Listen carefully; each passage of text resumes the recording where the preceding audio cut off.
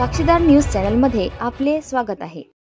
अकोला मत्स्योद्योग गावाचे सरपंच स्वर्गीय संतोष देशमुख यांच्या कुटुंबियांनी आज दिनांक 20/1/25 सोमवारी अकोल्यात यशवंत भवन येथे वंचित बहुजन आघाडी राष्ट्रीय अध्यक्ष ॲडव्होकेट प्रकाश आंबेडकर यांची भेट घेतली। प्रकाश आंबेडकर यांच्याशी संतोष देशमुख कुटुंबियांनी सुमारे 40 मिनिटे बंददार चर्चा केली।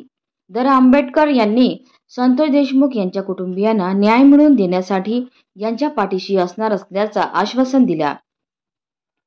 या प्रकरणात न्यायालयीन लढाईकरिता पुढे कसं जायचं या संबंधात मार्गदर्शन वंचित बहुजन आघाडीचे राष्ट्रीय अध्यक्ष ॲडव्होकेट प्रकाश आंबेडकर यांनी केले, असं धनंजय देशमुख संतोष देशमुख यांनी प्रसार माध्यमाच्या प्रतिनिधींना सांगितले।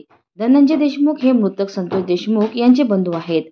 यावेळी संतोष देशमुख यांची मुलगी वैभवी, मुलगा विराज आदी उपस्थित होते। धनंजयजी, आपण बाळासाहेबांना भेटला, नेमकं चर्चा काय झाली, काय सांगितलं? हेच सगळं जे घटना आहे, जे घटनाक्रम आहे, आम्हाला न्याय कसा भेटेल याविषयी थोडं त्यांच्या साहेबांची चर्चा झाली।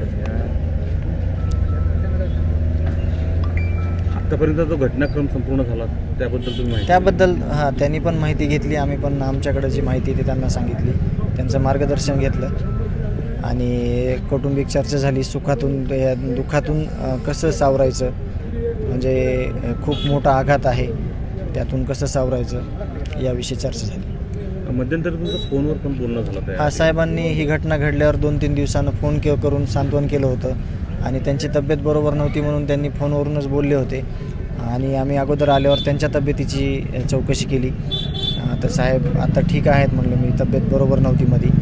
त्यांनी आम्हाला एक कौटुंबिक सल्ला दिला की व्यवस्थित सगळे पुढं जा ह्या घटनेमधून आणि सावरण्याची म्हणजे शक्ती येऊ तुमच्यात, असं सांगितलं त्यांनी।